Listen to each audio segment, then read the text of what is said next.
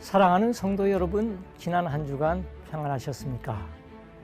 사랑과 구원의 발자취, 이번 시간에는 터키 역사상 최대 규모로 번창했던 히타이트 제국에 관한 이야기입니다.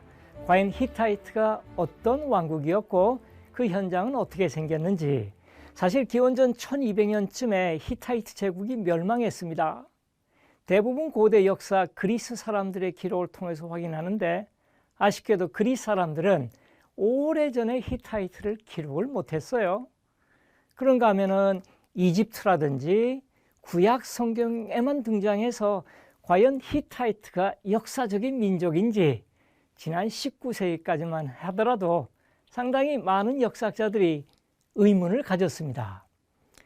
근데 지난 1850년대 시리아 지역에서 독특한 히타이트 상령 문자가 발견됐고요. 즉 구약 성경의 창세기 10장에서 등장하는 헷 족속이 바로 히타이트란 것을 19세기부터 연결하기 시작한 것이죠.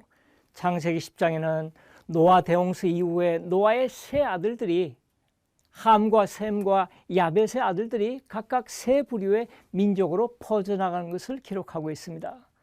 그 당시 헷 족속은 바로 둘째 아들 함의 아들이었던 가나안의 아들로 등장합니다.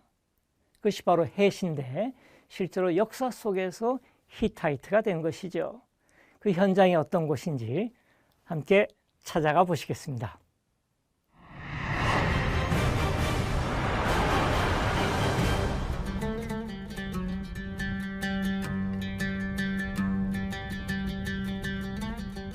터키 중앙 고원지대에 자리 잡은 히타이트 제국은 우선 경제적으로 비옥한 밀밭이 있는 곳에 자리 잡았습니다.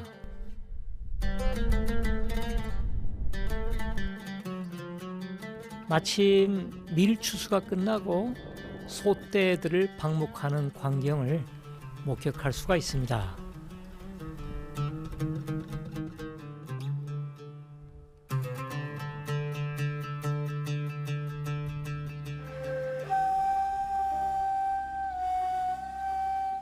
이곳에 자리 잡은 고대 히타이트 도시가 알라자 휘육입니다. 아름다운 고고학 공원으로 꾸며진 알라자 휘육 유적지 입구에 가면은 성벽 자체가 아름다운 부조로 장식되어 있습니다. 히타이트 전성기 때 사제들과 귀족들의 모습이고요. 마치 금송아지처럼 황소상을 숭배한 듯한 그런 부조가 있습니다. 이 부조가 중요한 국보급 유물이어서 진품은 앙카라 박물관에 있고요. 오늘날 이 알라자 휘육에는 그 똑같이 만든 복제품이 원래 그 자리에 조립되어 있습니다.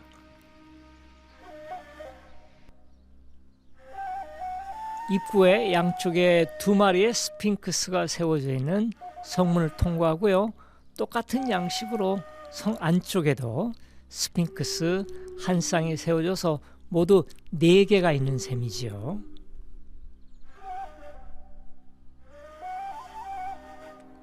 스핑크스 아래쪽에는 쌍두 독수리 문양이 있습니다. 수호신 개념으로 이 도시를 보호한다는 뜻입니다.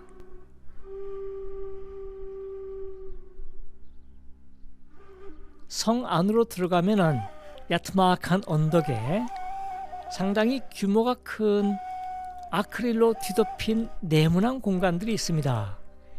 이곳은 히타이트 시대 이전 초기 청동기 시대 무려 4200년쯤 전에 조성된 이 지역의 왕족들의 무덤입니다.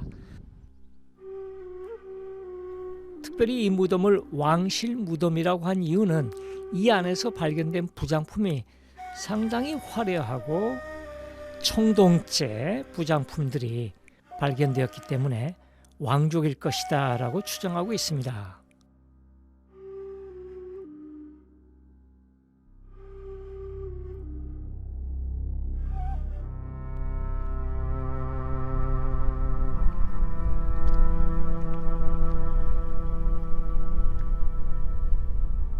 왕실 무덤에서부터 이제 도시 안쪽으로 들어가면은 아직 완전히 발굴되지는 않았습니다만 독특한 형태의 어떤 군사적인 방어를 하기 위한 그러한 성문으로 사용하는 터널을 볼 수가 있습니다.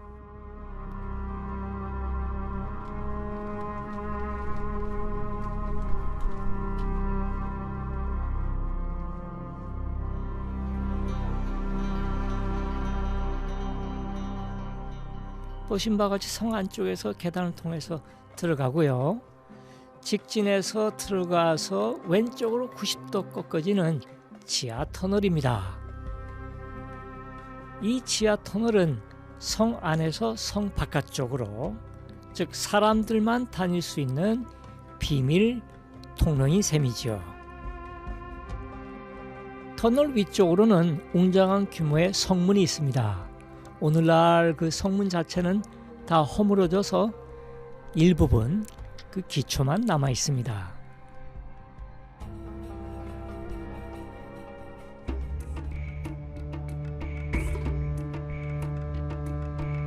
알라자 휴육에서 남서쪽으로 한 30여 킬로미터쯤 떨어진 곳에 고대 히타이트 제국에서 가장 성스럽고 거룩한 제2장소가 있습니다.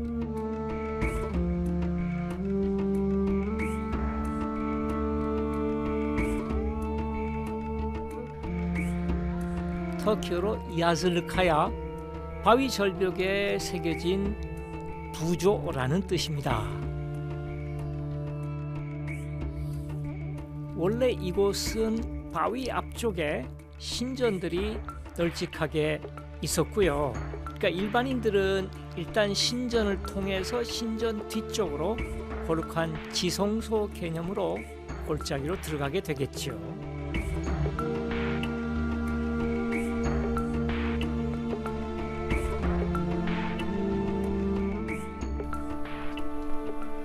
먼저 계단을 따라서 오른쪽에 위치한 한 사람만 겨우 지나갈 수 있는 좁은 골짜기를 통과하면은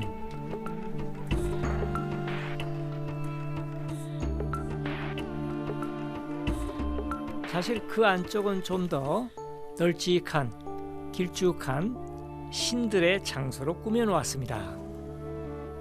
그 중에서 가장 유명한 부조가 곡가를 쓴 12명의 히타이트 지하 신들의 행진 모습입니다.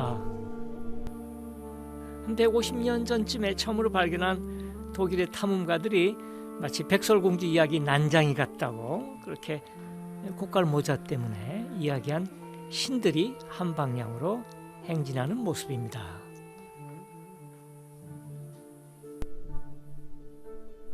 이 성소를 조성했던 투두할리아 4세 히타이트 왕입니다. 왕은 지금 어린아이처럼 지금 신이 왼쪽 팔로 감싸고 있고요. 저 신이 샤르마 신입니다.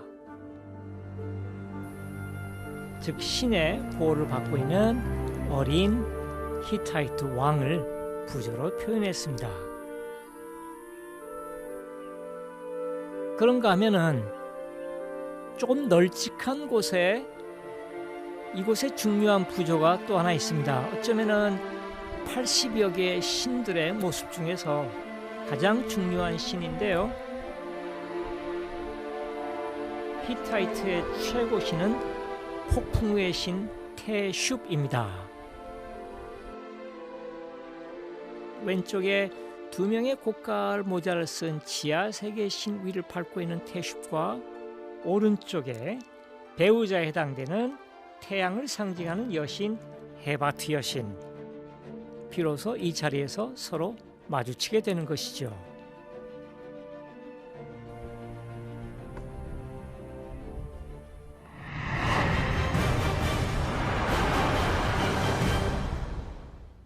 알라자 휘육 내부의 고대 왕실 무덤의 부장품들 중에는 사슴 모습들이 여러 개가 나왔고요. 또한 청동으로 만든 사슴의 복잡한 뿔을 기하학적인 문양으로 둥글게 만든 그러한 장식품도 나왔습니다. 그 비슷한 유물이 발견된 곳이 러시아 남쪽 초원지대 소위 쿠르간 문화권의 무덤들입니다. 기원전 2200년, 2300년쯤에 히타이트 지역에서 발굴된 그러한 유물을 통해서 그 당시 러시아와 터키가 서로 교류했다고 해석하기도 하죠.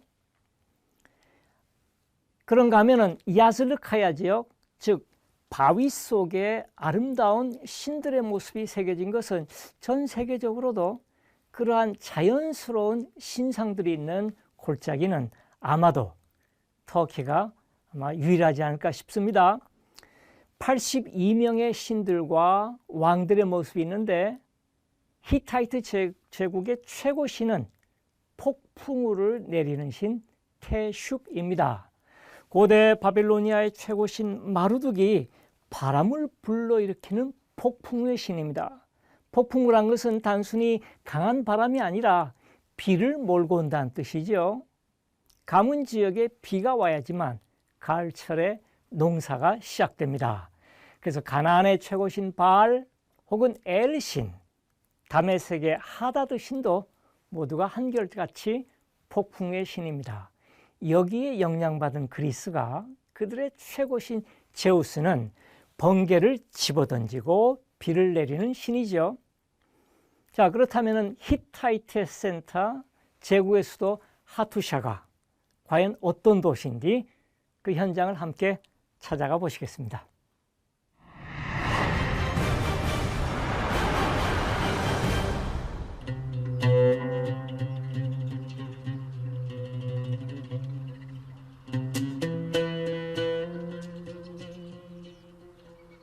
이곳이 히타이트 제국의 수도 하투샤입니다.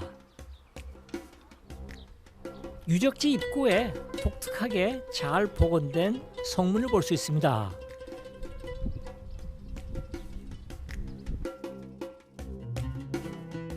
무려 3,400년 전쯤에 세워진 성벽 중에서 65m 길이의 일부를 이렇게 흙벽돌로 옛날 방식으로 복구했습니다. 그것은 발견된 유물 덕분입니다. 일정한 간격마다 이런 형태의 망대가 있었던 것을 참고로 해서 지난 1990년대 독일 고고학 연구소의 재정적 후원으로 옛날 방식으로 흙벽돌을 만들었고요.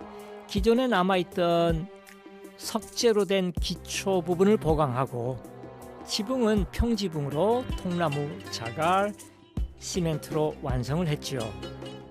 내부의 모습은 층마다 이런 나무 사다리를 통해서 오르내리도록 만들었습니다. 그래서 순수하게 4,000년 전에 히타이트 양식으로 만든 복원된 65m 길이의 이 성벽, 지난 1995년에 준공됐습니다. 오늘날 이곳에는 여전히 독일 고고학자들이 성벽 주변을 발굴하고 있습니다.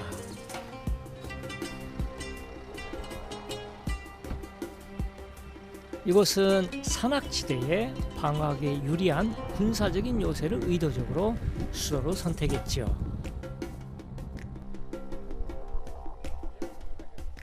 전성기 때 이 하투샤의 성벽들의 모습이 모형으로 잘 만들어져 있습니다. 우리가 보통 유적지 들어가면요, 여러 건물들을 차례대로 걸어서 방문하게 되는데 이곳은 너무나 큰 유적지이고 언덕으로 이루어져 있어서 사실은 한꺼번에 다 돌아보기가 어렵습니다.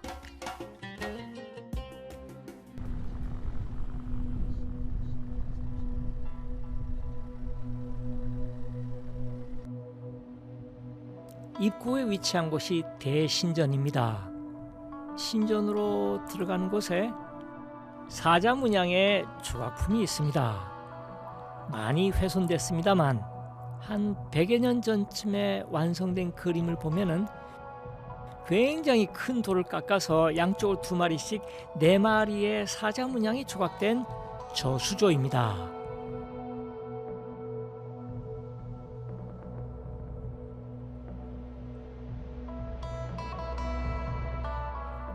하투샤 성 안에 모두 30여 개의 신전들이 확인됐습니다만 그 중에서 주된 그 북쪽의 낮은 곳의 입구에 위치한 곳을 대신전이라 부릅니다.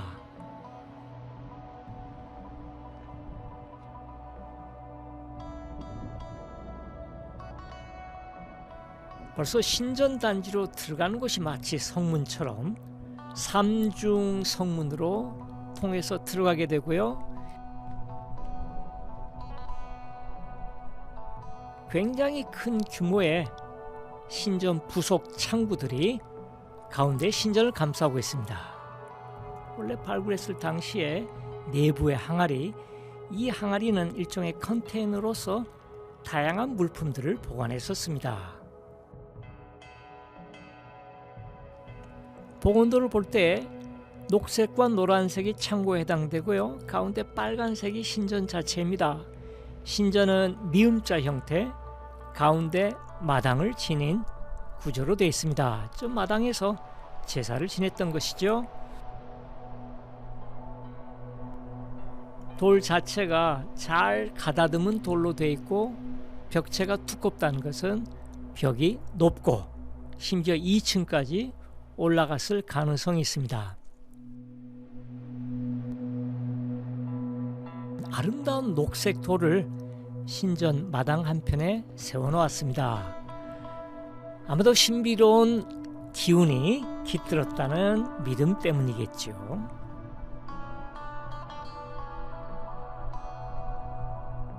신전과 창고 사이에 우물이 있습니다. 도사를 해야 되니까 많은 물이 필요한 것이죠.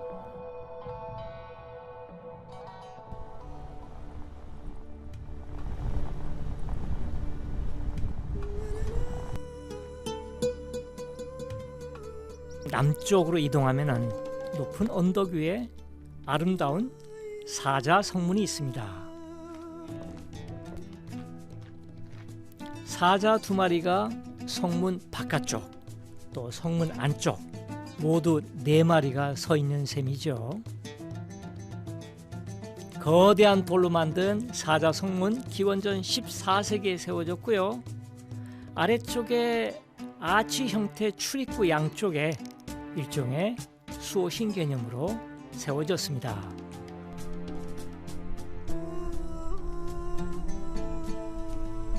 주변의 성벽을 자세히 살펴보면 돌들이 약간 그 모퉁이가 어긋나게 연결된 걸 볼 수 있는데 내진 설계입니다. 터키에 지진이 많이 나는 곳인데 반듯하게 연결하는 것보다 약간 어긋나게 하는 것이 지진 방지에 효과적이라는 것이죠.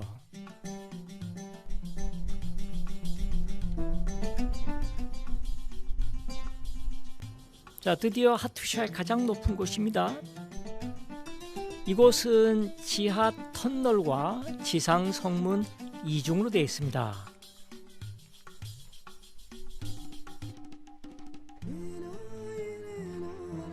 (70여) 미터 길이의 지하 터널입니다. 사람들만이 다닐 수 있는 그런 비상 터널이고요.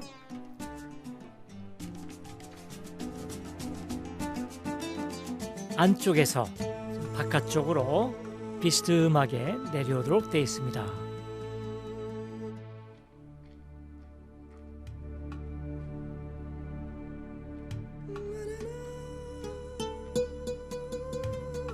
남쪽 성문의 특징은 가장 취약한 곳이어서 성문의 바깥쪽, 즉 성벽 바깥쪽을 마치 계단식 피라미드처럼 엄청난 규모의 축대를 쌓았다는 점입니다. 왜 바깥쪽에 이런 축대를 쌓았을까요? 외부 적대 세력이 쳐들어온다면 바로 이 지점을 통해서 하투샤를 공략합니다. 성벽으로 넘어오지 못하도록 이러한 경사로를 인공적으로 쌓았던 것이죠.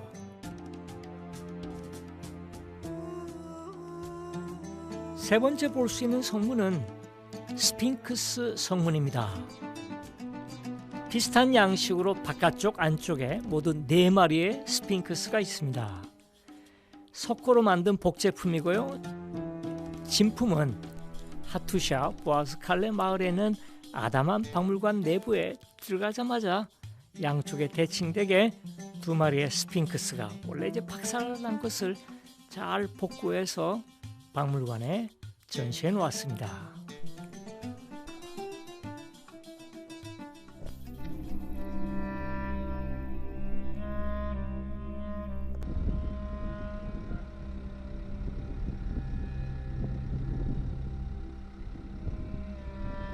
또 하나의 성문은 왕의 성문이라고 불립니다. 이곳은 사자 대신에 어떤 전사의 모습인데 이 전사를 왕이라고 그렇게 표현해요. 그래서 킹스 게이트라고 불리는 곳입니다.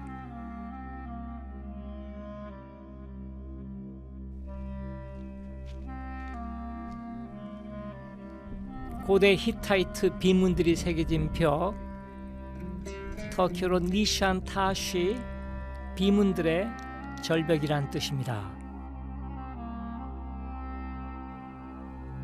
그런가 하면 여기서 조금 언덕을 올라가면은 마치 성벽 같은 곳에 아치 형태의 공간이 있는데 그 내부에 양각 구조로 새겨진 히타이트 상형 문자가 있습니다. 그래서 이 장소를 상형 문자의 방이라고 일컫고 있습니다. 원래 무너졌던 곳인데 발굴을 통해서 원래 모습대로 이 부분을 조립해 놓았습니다.